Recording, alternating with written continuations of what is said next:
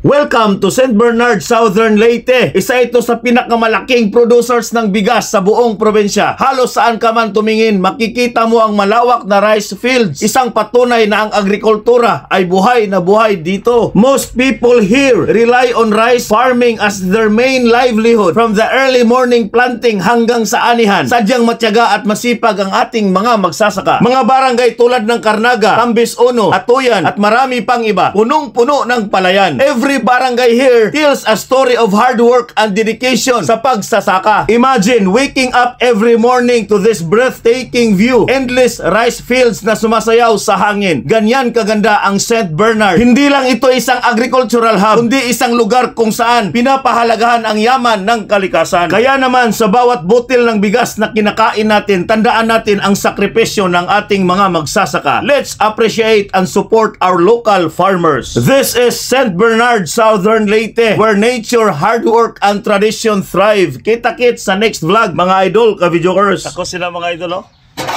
Oh. Shout out tong Engineer Delpen. Ayun. Okay.